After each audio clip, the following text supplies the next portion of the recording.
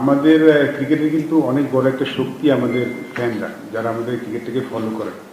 এবং আমরা দেখেছি শুধু দেশের মানুষ তো সবাই আমাদের ক্রিকেটটাকে ফলো করে, কিন্তু আমরা যখন প্রবাসী যাই, প্রবাসী যারা থাকেন তাদের একটা অনেক বড় অংশ কিন্তু আমাদের ক্রিকেটটাকে ফলো করে। তো দেখার বিষয় ছিল তারা আমাদের সম্বন্ধে কতদিন খবর রাখছেন। দেখছি সবাই খুব আগ্রহ নিয়ে তাকিয়েছে এবার বিশ্বকাপের দিকে। তো তাদেরকে আসলে তারা যে অনেকখানি সম্পৃক্ত থাকেন আমাদের দলের সাথে, সেটার জন্যই আমাদের আসলে এই প্রয়াসটা, যে তাদের কাছ থেকে স্কোয়াড ঘোষণা করাটা, এটা আসলে মূল উদ্দেশ্য ছিল।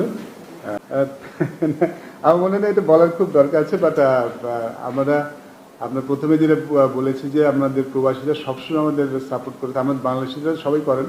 বাট আমরা যখনই দেশের বাইরে খেলতে যাই, এটা আমি যখন ক্রিকেট খেলেছি তখনও দেখেছি, যখন খেলা দেখতে গেছি তখন দেখেছি প্রবাসীরা আমাদের অনেক মাঠে আসেন, অনেক সাপোর্ট করেন। এটা আমাদের অনেক বড় একটা স্ট্রেংথ। সো আরব আমিরাতে যারা আছেন, আশা করবো তো আপনারা সবাই মাঠে আসবেন। আপনাদের সাপোর্টটা আমাদের মেয়েদেরকে ডেফিনেটলি অনেক সাহায্য করবে ভালো ক্রিকেট খেলতে। স্কোয়াডটা আপনারা হাতে পেয়ে গেছেন। যদি আপনাদের কোনো কোশ্চেন থাকে স্কোয়াড নিয়ে, তাহলে আমাদের এখানে আমাদের ওমেন্স টি20 আমাদের চিফ সিলেক্টর আছেন, উনি আপনাদের প্রশ্ন নেবেন যদি স্কোয়াড নিয়ে কোনো প্রশ্ন থাকে আপনাদের।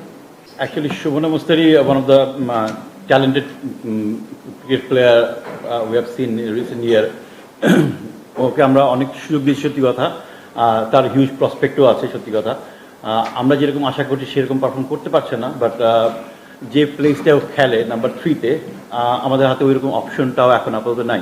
লাস্ট সিরিজে এশিয়া কাপে ইসমা তানজিম নামে একটা মেয়ে খেলেছিল, বাট রিসেন্ট ওই সিরিজে ভালো করতে পারেনি, প্লাস এনসিএলও ভালো করতে পারে নাই। সেই ক্ষেত্রে আমাদের শোভনা মুস্তারিকে চুজ করতে হয়েছে।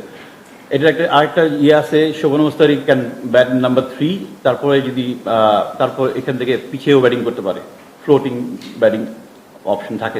সেক্ষেত্রে যদি আমাদের পাওয়ার প্লেতে যদি আমাদের ওপেনিং ব্যাটসম্যান দুজন ভালো খেলতে পারে, আলটিমেটলি জ্যোতি নাম্বার 3-তে খেলে। তো এই কারণে শোভনা স্ট্রাইক এবিলিটি ভালো, এই কারণে শোভনা পিক করা। শাইমার যেটা হয়েছে, লাস্ট 6-7 মাস ধরে ও ইনজুর্ড ছিল।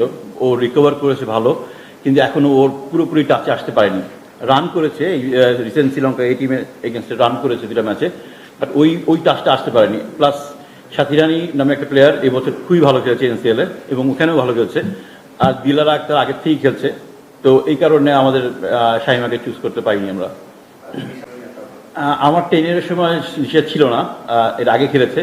তো আমি ফিল করি যে দুবাইতে খেলা আমাদের, তার ভিতরে রাতে খেলা আছে আমাদের প্রায় 4টা। এবং আমার কাছে মনে হয় যে পেস বোলিং অপশনটা আমার জন্য খুব ভালো। আর ওইখানে আমাদের বাংলাদেশের মতো কন্ডিশন হবে না, ডেফিনেটলি ভালো উইকেট হবে, স্পোর্টিং উইকেট হবে, পেসটা হেল্প করবে আমার ধারণা। এই কারণেই আমরা 3টা পেসার নিয়েছি। বেসিক্যালি এটা বৈশ্বিক টুর্নামেন্ট, সব দেশে খেলা হয়। আমরা যদি আমাদের সামর্থ্য শতভাগ দিয়ে খেলতে পারি, আমাদের ভালো করার সুযোগ আছে।